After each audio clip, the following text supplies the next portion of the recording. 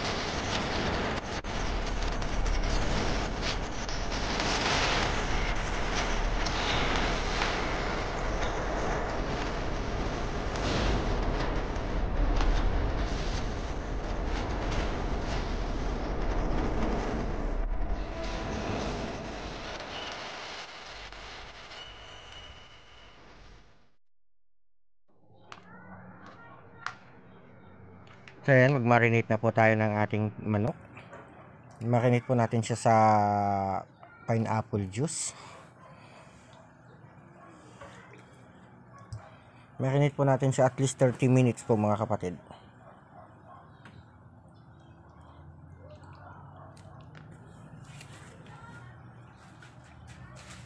Ayan, galuin po natin.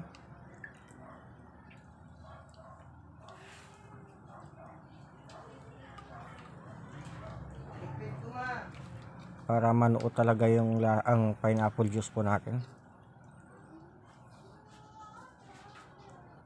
So habang nagmamarinate po tayo ng ating manok, mag-ready na po tayo ng ating mga gulay.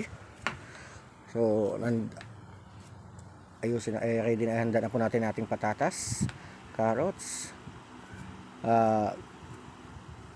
bell pepper. So ang bell pepper po yan, dalawa, isa po yung red at isang green bell pepper po ang ihahalo po natin.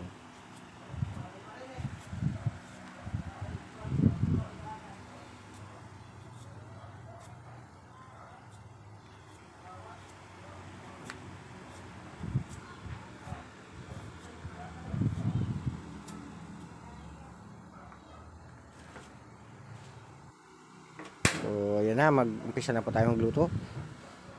Antayin po natin mainit ang ating kawali. At siguraduhin po natin yung kawali na gagamitin po natin o kaserola ay may takip po, para matakpan po natin mamaya.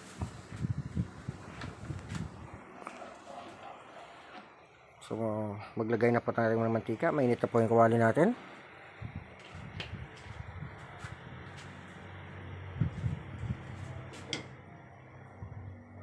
Kalat lang po natin yung ating mantika. Tayo na po natin uminit.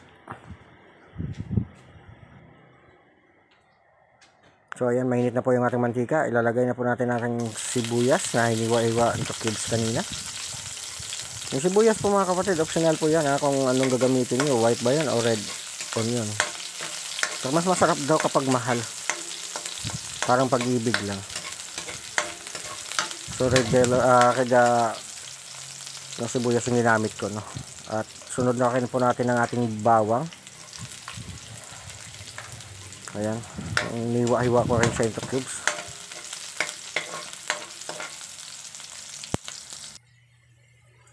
At syempre, sunod na po natin ang ating kamatis na iniwa-hiwa din po natin kanina.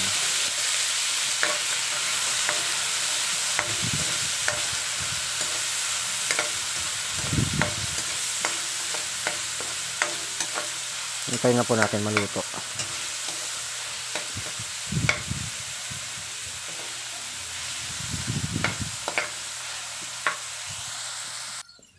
So ayan, luto na po ang ating sibuyas, bawang at kamatis. At siyempre, ilalagay na po natin ang ating manok na minarinate kanina sa pineapple juice. Ikalat po natin yung ating manok para siguradong lahat sila ay nakalapat sa kawali para madaling maluto.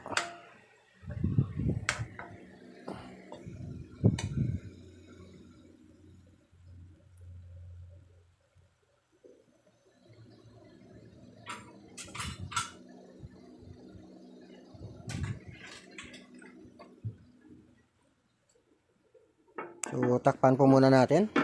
Hintayin natin na maluto yung kabilang side.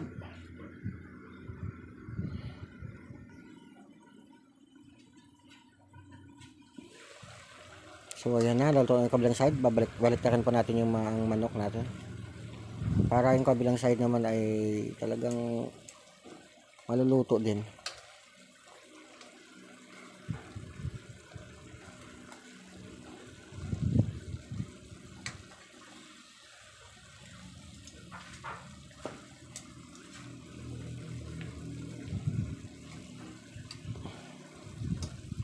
So ayan, nabaliktad na po natin yung ating manok. Takpan po natin.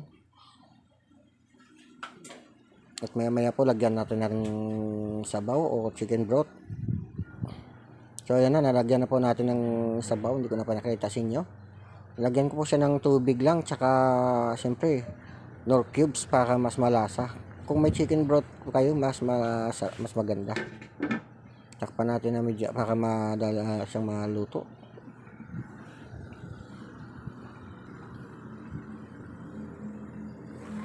So, yan, luto na po yung ating manok. Siyempre, ilagay na po natin mga hiniwang carrots.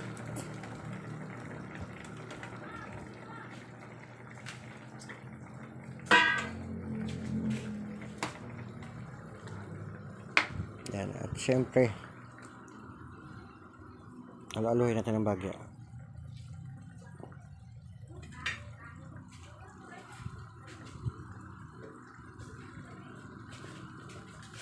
At lagyan na rin po natin ito ng kaunting patis, mga kapatid. Kunti lang po ha, di katulad sa akin, madaming nalagay ko.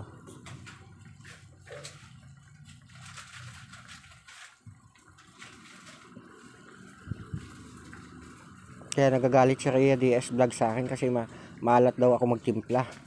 Kasi pag timpla ko kasi yung feeling ng iba maalat sa kanila, pero sa akin sakto lang. At syempre ilagay na rin po natin ang ating paminta.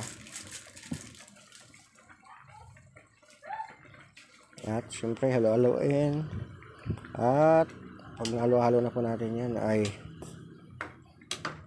takpan po natin. Antayin po natin ng mga ilang seconds or minute.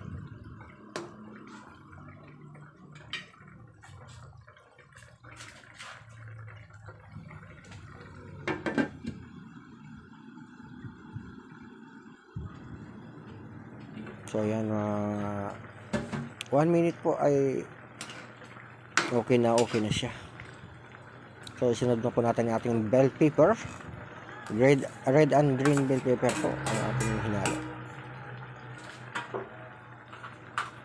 Depende po yan sa inyo kung ano po yung klaseng kulay ng bell pepper ang ilagay ninyo.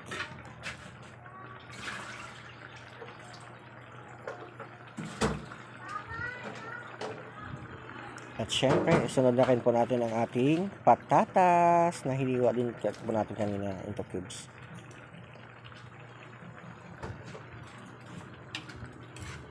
Yan. Halo-halo lang po. Pero huwag namang halong, akala mo nakikipaghabulan ka na, madudurog naman yun.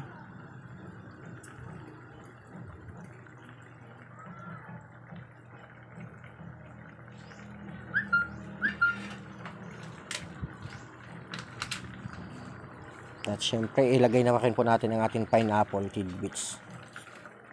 Yung sabaw niyan kanina, yun ang pong ginamit ko sa pag-marinate sa manok.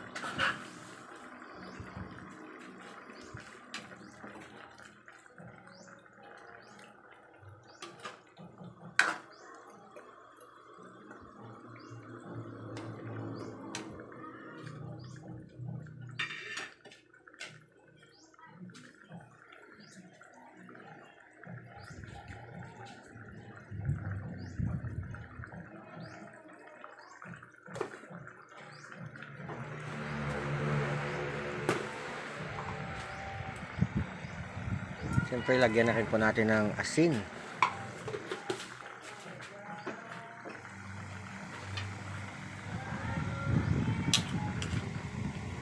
Yan. Saka halo-haloin ng bahagya.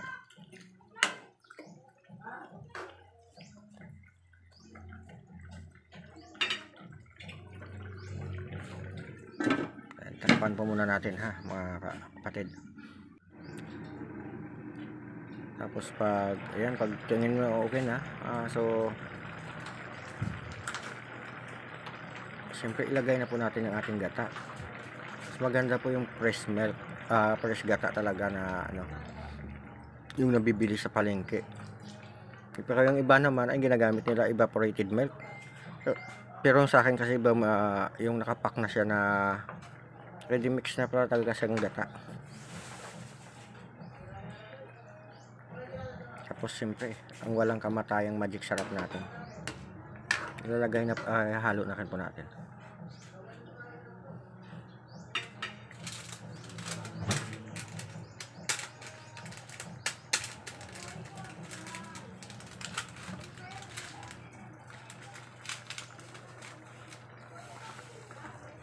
Yan. Ihalo na po natin ang ating magic sarap. Depende po yan sa timpla niyo mga kapatid, no? Kung ano pa po yung ihalo niyo. Pero sa akin kasi yun ang ginawa ko.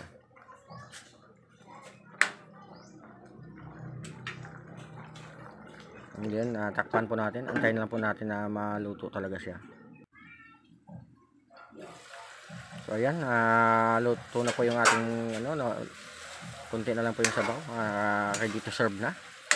Kaya ready na yung lamesa at makakailang kanin na naman tayo. Shall we have breakfast together?